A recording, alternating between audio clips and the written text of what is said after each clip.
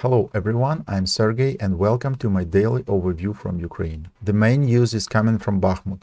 Wagner is continuing its attempt to capture the city. Prigozhin, who claimed they would leave the city on May 10th, hasn't done so. I believe these bold statements are just a cover-up because Wagner actually can take the city of Bakhmut. Of course, we don't know the full situation there, but anyway, he is 100% saying half true, and it's very convenient. Blaming the Ministry of Defense for not providing ammunition to make someone else responsible, but not to himself and his Wagner group. Okay, let's switch to the map and look deeper into the situation in Bakhmut.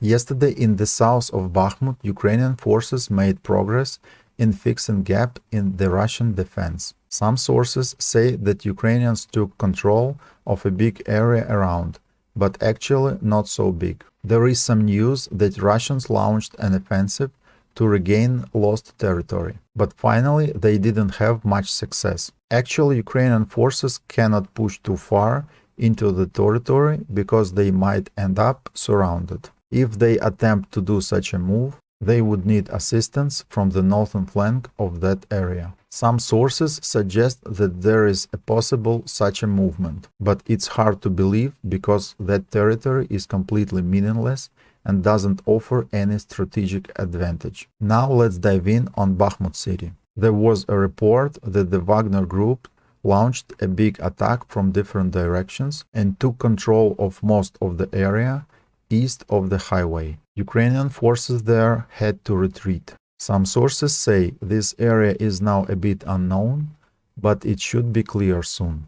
In the citadel area, Wagner forces took over the first row of buildings. However, after a recent Ukrainian counterattack, those buildings are now in a gray zone. To summarize, the situation is still complicated. Ukrainian and Russian forces are fighting and launching counterattacks.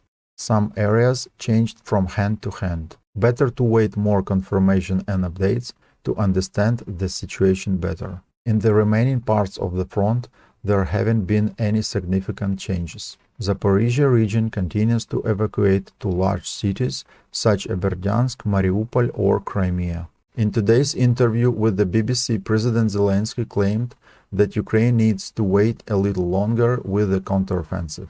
The reason behind this decision is that Ukraine is still awaiting the promised aid from Western countries. The president said that Ukraine could fight back and win, but many people would be hurt, and he doesn't want that to happen. So he decided not to start the fight for now and wait a bit longer. Well, this makes sense because it gives Ukraine more time to get ready and have better weapons. But we have to remember that Russia will also have more time to prepare. Well, it seems to me that in any case, the president is not telling the whole story. Sorry to compare, but like Prigozhin, he also can tell only half true. Because this is the war and no one wants to tell their plans. Okay, that's all I have for you today. I will continue to monitor the situation in Ukraine. Thanks for watching. If you like this video, please let me know in the comments down below and subscribe to not miss next updates. Have a great day. Bye-bye.